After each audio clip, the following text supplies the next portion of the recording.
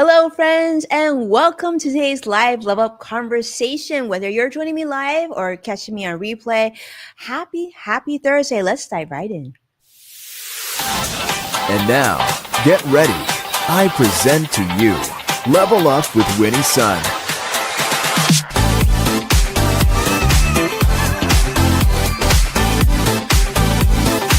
Market Update.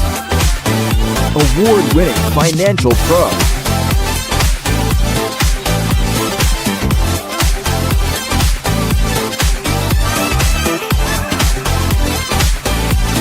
Welcome to Level Up with Winnie Sun.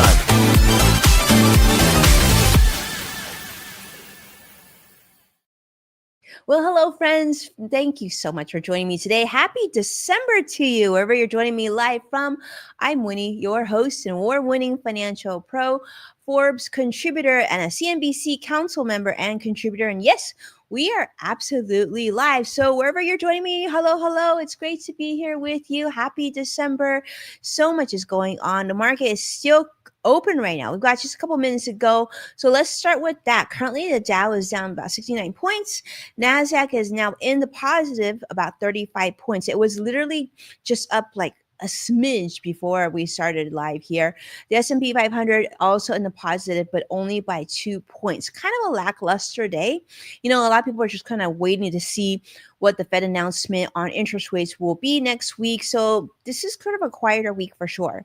The first week of December. I mean, can you believe it? We're already at that last month. We're almost close to 2026. So, well, the news, there's been a lot of news. I just want to kind of talk through some of the big headlines that we've been reading. And then, of course, as we go deeper into the month, I'm going to give you some more tips and some things to keep on your radar as we go into the final days of 2025. Well, first off, I want to share with you something that I thought was pretty cool. This was being shared on TechCrunch and a couple other financial publications as well, talking about this new feature where you can actually talk to your TV. That's right. You can say it and Alexa Plus will now find it. Now AI is fully integrated into their TV product. So Fire TV now is going to use AI to help you skip to specific scenes in Prime Video movies. Simply, all you have to say is basically the thing that you're thinking of. And so your description will enable their product Alexa Plus to be able to say things like, jump to the scene where, so-and-so sings honey, honey, and Mamma Mia.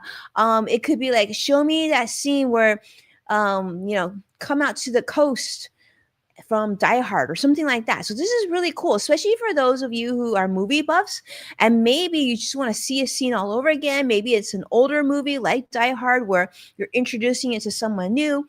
So this new technology, AI technology, is going to identify scenes using movie captions and sort of that visual understanding. So it's learning even without you naming the movie itself. So this feature is going to be powered by Amazon Bedrock, which includes AI models like Amazon Nova and Anthropic's Claude as well.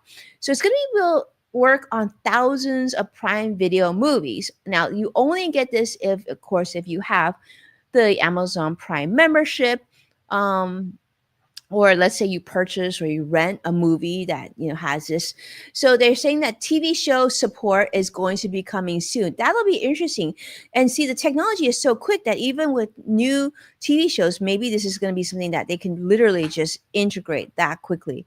And so they say the database of index scenes is going to just keep on expanding. Now, if Amazon is releasing this, it's just a matter of time that pretty much you're going to see this in all forms of entertainment. I can see this probably coming to Max and Netflix and Disney Plus and everything else. And that'll make entertainment even that much more interactive, right? Where you can sort of control things that happen. I'm going to guess that at some point they're even going to make it so they're going to say, like, you know what? I don't like the way that ended. Maybe give me a different variation. Can you see that? I bet you can see that too.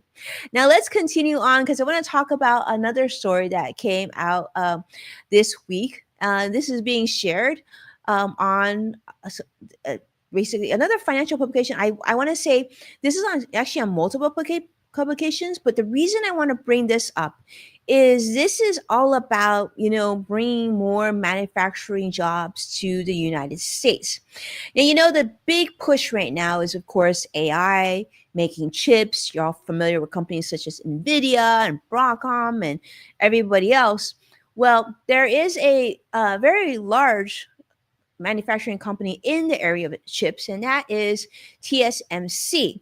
And TSMC stands for, I think, Taiwan Semiconductor Manufacturing Company or something like that.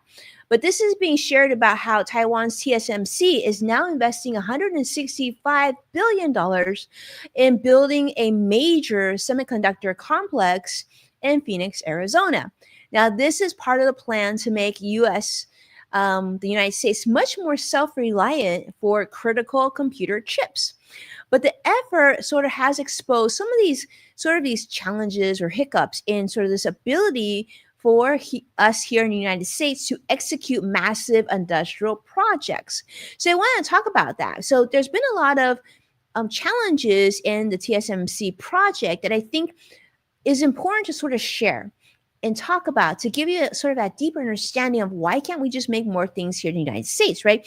Like we have the people, we have the talent, we have the education, the we have a lot of the energy and a lot of the um, sophistication and hard work of Americans. So why can't this be done quickly? Well, there is actually some reason, and one of that is, well, bureaucratic red tape, because TSMC's project, they actually shared that this project in Phoenix, Arizona is requiring 18,000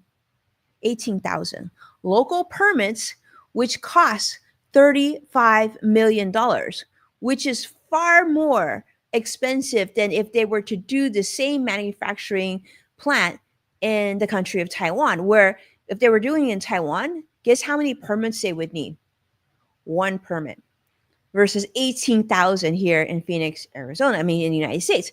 So they're saying that the US system just layers on so many more municipal, state, federal regulations, which really slow progress significantly. I mean, if you've ever seen some of the videos on YouTube and whatnot, I'm sure you've seen certain countries such as China, for example, they can actually build like a whole parking lot from like completely bare ground to full on functioning parking lot in literally a matter of days. Now, it would take us here in the United States probably significantly more time to get the required permits, just as TSMC is now experienced as well. They're also saying that local skilled workers were actually hard to find in Phoenix, Arizona, or that particular type that they needed. So TSMC actually brought in over 500 different workers from Taiwan, which of course sparked more backlash and lawsuits alleging discrimination and unsafe working conditions as well. And it's not just the workers, right? Bringing them over, then there's a lot of sort of cultural priorities as well. They said there's cultural clashes of like the Taiwanese style of work and here in the United States. In fact, they said Taiwanese work culture prioritizes long hours and obedience. And that sort of clashes with the American labor expectations about work life balance and safety protocols as well. And of course, there's other things to be considered, such as environmental constraints, because Arizona's water scarcity environmental laws actually created further hurdles, including requirements to actually move tortoises, replant desert flora, and even conduct lots of impact studies as well. So residents near TSMC in Phoenix and supplier plants like Armcorp, they really oppose development due to these noise, pollution, and other water use concerns. And protests actually led Amcor to relocate a $7 billion facility. So that's just some of the challenges of building like widespread, very large, sophisticated manufacturing I guess, companies from offshore to the United States. But I think that's, this is just something that we here in the United States will evolve. And I think if we continue to communicate and work with the different parties, hopefully it can go from 18,000 to much closer to just one permit and being a lot less expensive than 35 million. That's a lot of money, right? So we'll see how that goes. But I want to share that with you just to give you an idea. I know they were really trying to position Phoenix to become sort of a Silicon Desert with over 40,000 ship related workers. Even ASU, Arizona State University, now is expanding engineering programs to help meet that demand. But yeah, it's still a beginning. Certainly, America does want to do this. We want to have large scale industrial investment, but of course, it's probably just not going to happen overnight. So we got to be a little bit patient. Even NVIDIA CEO Jensen Huang commented on this, actually praising the efforts of many of these Taiwanese workers hoping to build America's chip future as well. So that's exciting. I think that's good. Thank you so much for being here. I see so many of you joining me live. Thanks so much for being here. Let's continue on because I want to talk about what's also happening up at Meta. Now, Meta, as you know, parent company used to be called Facebook, right? This is being reported on CNBC that the European Commission has launched an antitrust investigation into Meta's WhatsApp AI policy, which is suspected that it actually may be unfairly restricting competition.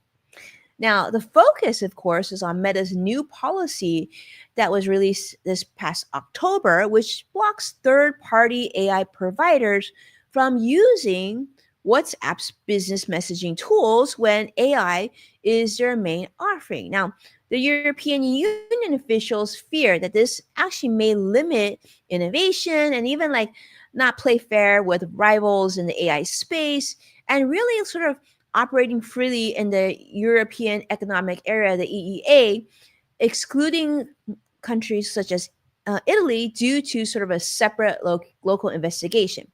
Now, Meta's WhatsApp has responded. They said that this is absolutely baseless, definitely not true, stating that, you know what, their API wasn't built for AI bots and that AI tools already have multiple other platforms to reach, so they don't need to bark up this tree. Now, fines for antitrust violations in the European Union, though, can be quite steep. And so that definitely Meta wants to avoid this. Actually can reach up to 10% of a company's annual revenue. So give you an idea how huge this is, right? So past fines, Google, Apple, Meta, huge numbers, 10% of their annual revenue. So some of these cases have had a merit where they've actually won major dollars from major technology companies already. So the investigation does add to mounting pressure on the United States tech giants who do business and conduct business in Europe, as a lot more officials are seeking to prevent digital monopolies and, of course, to protect consumer choice there. Now, President Trump has criticized these European Union actions as discriminatory and even hinting at potential retaliatory tariffs once again. Speaking of President Trump, I want to talk about this other story that is on the New York Times. It's actually all over the news right now. And this is a big one. I really want to know what you think about this because this gives me pause. Okay, so President Trump has decided to roll back the sort of Biden era fuel efficiency standards, which reverses efforts aimed at promoting electric vehicles, EV adoption, and of course, cutting greenhouse gas emissions to help with climate change. Now, President Trump's new policy is going to reduce the required average fuel economy for new cars and light trucks in 2031 to 34.5 miles per gallon, down from President Biden's original 50.4 miles per gallon. So the Trump administration claims that this is actually going to save Americans about $109 billion over 5 years, and that this will help lower car prices by about $1,000 per vehicle. A claim, of course, that's being disputed by environmental and economic experts across the board. People are saying that this is a bad idea, that it's actually going to roll back a lot of the things that harm the environment and really stall US EV competitiveness as really the rest of the world continues to step on the gas towards more EV adoption, electric mobility, right? So auto companies, after investing heavily in EV production under President Biden's regulations, now they're sort of not sure what to do. They're kind of caught between either changing regulations and the reality of current market, and of course, tariffs and inflation and everything else. But the policy change reflects President Trump's stance that EV mandates, as he feels, are really a scam. Although he has sort of softened slightly after Elon Musk joined his administration. But the public has now 45 days. If you have an opinion, you have 45 days to comment on the proposed rule before it actually becomes finalized. So, if this is something you feel strongly about, definitely make your voice heard. And I'm sure you can probably Google somewhere on the White House where you can share your comments on this topic.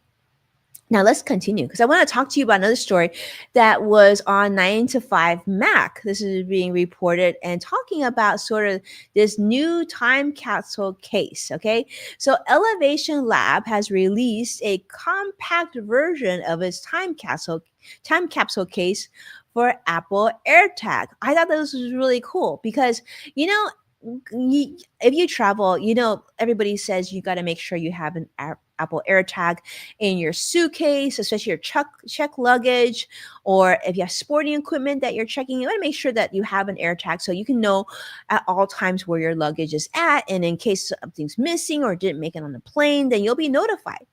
Well, one of the challenges with the Apple AirTag that I've experienced is, well, after a little bit, you sort of forget that you have it in the case, in the luggage, and all of a sudden you get a notification from your phone that the battery is about to die. Now, what do you do? Well, it's unfortunate because it is such a small device. It's such an important device that ideally you want a longer battery life. And so this new time capsule does just that. The time capsule for Apple AirTag is now going to be offering about 5 or more years of battery life. So this new case utilizes two AAA batteries, and they do recommend a certain type, I think by Energizer. It's going to be waterproof. They said it's going to be discreet with no external indicator that it contains an AirTag. And they said by doing so, those who are annoyed by those frequent low battery notifications, well, they said this will solve that. Let me know what you think about that. Do you feel like this is a big problem? Or do you think like, changing a battery on your AirTag is not that big a deal? And it's nice because actually you do get the notification. It does force someone like myself and my family, because we do travel quite a bit, to like remember where we put the AirTags in the luggage. Takes a minute to find it, but it's not the end of the world. All right, that being said, I want to talk about what's happening in the housing market here in the United States. This is being shared by CBS News. Well, home prices are forecast to fall in 2022 of the 100 largest U.S. cities in 2026. This is according to Realtor.com, which signaling a more balanced, buyer-friendly market. So, if you've been sitting on the sidelines thinking about buying real estate, maybe buying your first home, well, maybe if you're in one of these cities, you might consider waiting just a little bit longer, because the biggest drops that they expect actually are going to be in Florida cities. So if you live in Florida, maybe this is for you. So Cape Coral, Fort Lauderdale, they're expecting a 10.2% drop. And other places in the southeast, and also here in the west, especially areas that really surged during the pandemic due to remote work and low interest rates, because mortgage rates are expected to dip slightly to 6.3% on average, and existing home sales are projected to rise just a little bit to 4.13 million. And by the way, there's been a lot of talk right now in the financial news also about how, this year there's going to be new Fed chairman, and they're looking for a Fed chairman. President Trump has indicated that he's looking for someone who is thinking about lowering the rate of mortgages. So if you've been sitting on the sidelines, this actually can help you. And I know somebody who's watching that I think is going to be happy about that news. But rising wages, they say, growing inventory, that's all going to support buyers. Though price increases in some other 78 cities are going to remain modest, modest gains and nothing else. But so that could be good news. If you've been sort of waiting on the sidelines, looking to purchase real estate, maybe to refinance, if the rates go down and then the housing prices get reasonable, it could just be your opportunity. So my take on that is definitely save, spend less. save more, and get ready if in fact you are in that area, and keep your credit score nice and healthy too. Now, I want to talk about another story that is being shared this week on Axios about what's happening at the FDA. Now, if you didn't know already, you really want to pay attention to this because this will impact your finances as well and the financial decisions that you make for you and your family. Now, the FDA is facing a pretty large crisis in leadership because now a fourth director this year of the agency's drug center, U.S. agency's drug center, all of a sudden resigned just 3 weeks into his role. So, industry leaders and former FDA commissioners are warning that this instability actually jeopardizes drug reviews, potentially delaying new treatments, and actually risking public health. So John Cromley, CEO of Bio, and 12 former FDA commissioners actually issue public statements citing unprecedented regulatory instability and really criticizing sort of political interference with what they do. So Tracy Beth Hogue, a physician and critic of past COVID-19 policies, will be the acting director. And of course, this raises further concern within the U.S. agency and the industry as whole, because they're saying that political appointees really marginalize career scientists and that politics shouldn't be involved with the FDA as much as possible. They're talking about missed deadlines and canceled regulatory meetings, and even morale among staff are at historic lows. So they say this new vague program pushing expedited reviews based on Trump era priorities. And there's been a lot of backlash when it comes to vaccines and what's going on there as well. But anyway, you look at it, my take is this: whatever we do, the American public wants a sense of stability, confidence, and transparency, and understanding that they're going to be okay and they're going to be able to get the medication and the healthcare needs that they need at the time that they need it. So hopefully they can square this out. And I'm sure all of you would agree it's best if science stays with science. Now let's continue and talk about the another big change that's occurring at Apple.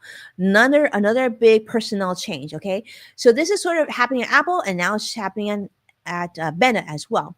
So there's been a big leadership shift at Apple. In fact, Apple's longtime head of UI design since 2015, Alan Dye, is leaving Apple to become Meta's chief design officer effective at the end of this year. So at Meta, Alan is going to oversee hardware, software, and AI integration, reporting directly to Andrew Bosworth, who is the CTO at Meta. Now, of course, Apple is saying, thank you so much for amazing work that you've done, but they already have a replacement in place now. I guess Steve LeMay, who is a veteran at Apple, been there since 1999, will of course replace Alan Dye in that position. And of course, there's many other changes as well. There's just a lot of movement right now. There's a lot of people changing positions, jumping ship, especially in the time of this evolving of AI. People are all looking for that top talent. And let's be honest, Apple's done a great job with their design, right? So it's not a big surprise here that, Mark Zuckerberg at Meta would want this sort of talent. But this follows with another Apple designer that was also leaving from Meta as well. Now, of course, this is sort of a growing list of Apple's leadership exits. Now, the former COO, Jeff Williams, has left, the AI chief there has left, and even the lead of chips at Apple has left as well. So hopefully, better days ahead, but yeah, people are looking for new opportunities. And I think that's just the sign of times. Everybody is in this AI race and they're all looking to win. Now, another story that's come out is, of course, from CNBC on this exact same topic of movement in the workplace. Well, get this. US companies have just announced 1.17 million layoffs in 2024. This is according to a recent survey or a study by Challenger, Gray, and Christmas. Now, this is making sort of one of the worst layoff years ever since, of course, during the pandemic in 2020. Okay. Last month alone in November, 71,321 job cuts occurred, driven mostly by restructuring, of course, market conditions. But let's not kid ourselves. A lot of that is also AI related with redundancies. So artificial intelligence is citing in about 54 to 54 and a half thousand layoffs this year alone, with tech companies reducing over 12,000 jobs in November alone. Other pressure, of course, includes tariffs, linking to about 8,000 job cuts this year as well. And economic slowdowns. Verizon, remember, they cut 13,000 jobs just last month. So the Labor Department is now showing weekly jobless claims dropping to about 191,000, the lowest in over 3 years. But this is likely due to holiday week anomalies. So maybe not completely accurate. But companies are also holding off on new hiring. Actually, um, planning to hire new people at companies, that's actually down 35% compared to 2024.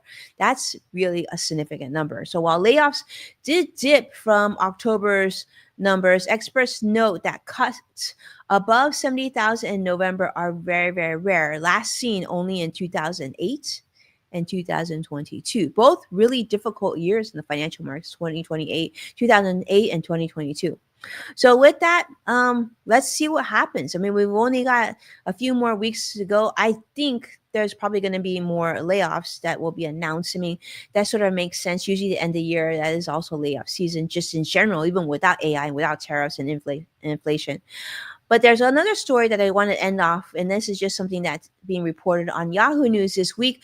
I want to make sure it's on your radar because it's a big deal. The FDA has escalated a recall of over 1 million bags of shredded cheese. That's right, shredded cheese to class 2 due to possible metal fragment contamination. So they said a lot of the brands that contain this type of contaminated, potentially contaminated shredded cheese were sold at companies such as Target, Walmart, Publix, Aldi, and many other places. They said it's covering 31 different U.S. states and Puerto Rico. The recall is initiated by Great Lakes Cheese Company, which includes a whole bunch of different types of shredded cheese, like mozzarella and Italian style, pizza style, and all that stuff. So you really want to take a look at what's in your refrigerator. If you have this, you probably want to pay attention to this, because the FDA is warning that the contaminated products could actually cause temporary or medically reversible injuries, and that customers should avoid consumption and discard or just return the cheese for a refund. Now, a lot of these products have sell dates from January to March of 2026. So a lot of this could be seen as quite fresh if you have it in your refrigerator. So definitely pay attention to it and check out the FDA official website for more information on that. And lastly, for those of you who saw me on CBS Evening News this week, thank you so much for reaching out. I got so many messages of people seeing that. And what I talked about during that time was, of course, about the new announcement of the Trump accounts for kids. Now, you might be wondering what that is. I'm going to just share with you some of the big bullets, and I'm going to be producing a lot more content in the next this coming week and next week about this, to really deep dive a little bit more before they even become available for people to sign up, of whether or not this makes sense for you. Because the Trump accounts themselves are tax deferred investment accounts for U.S. children born from January of 2025 to December 31st, 2028 and beyond, okay, and others. It's just this, the children born between 2025 and 2028, they get a little something special. They, each of these kids is eligible, if you're born in the United States here, to receive $1,000 federal contribution. So accounts can also receive funds from other sources like parents and employers and even donors, up to $5,000 yearly. But that being said, for that free, basically free money of $1,000, well, their child needs to be born here in the States, in the United States, and it has to be between 2025 and 2028. So like a newborn now, or if you're pregnant, you definitely want to do this as well for your child. But enrollment is going to be beginning in early of 2026. Contributions can start as soon as July 4th rolls around, and parents will manage the account until a child turns 18. Now, investments in these are going to be restricted to low fee mutual funds or ETFs tied to US equities, and the annual fees are going to be capped about at 0.1%. Now, the thing though is that you want to pay attention to is the money that you put in this can't be withdrawn before age 18, except in very special circumstances. So, for example, like a trustee to trustee rollover, or even if the child passes away. And after 18, then the standard IRA rules will apply. So I would just say that these accounts are going to be somewhat less flexible or advantageous, possibly, than some of the alternative accounts that you would typically open for your child, such as a 529 college savings plan, which I'm a big fan of, or a custodial brokerage account, or other types of accounts like that. And my biggest question, too, is whether this will show up on your FAFSA form when you apply for college, apply for financial aid. Is that going to be on the FAFSA form? And I don't have the information on that yet, but when I find out, I will definitely let you know. But yes, to open one of these Trump accounts, you're going to have to use the IRS form 4547.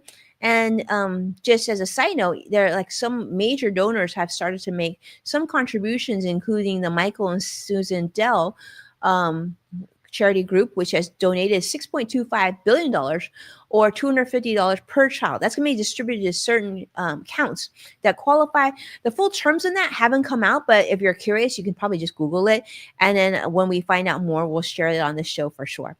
But thank you so much, my friends. The market has closed. The Dow closed down 31 points. The Nasdaq closed up 51 points. S&P 500 closed up 7. So thank you so much for being a part of today's Level Up Live with Winnie Sun. I so appreciate your time. Do me a favor, hit that like and subscribe so you'll stay updated on all the latest and newest updates.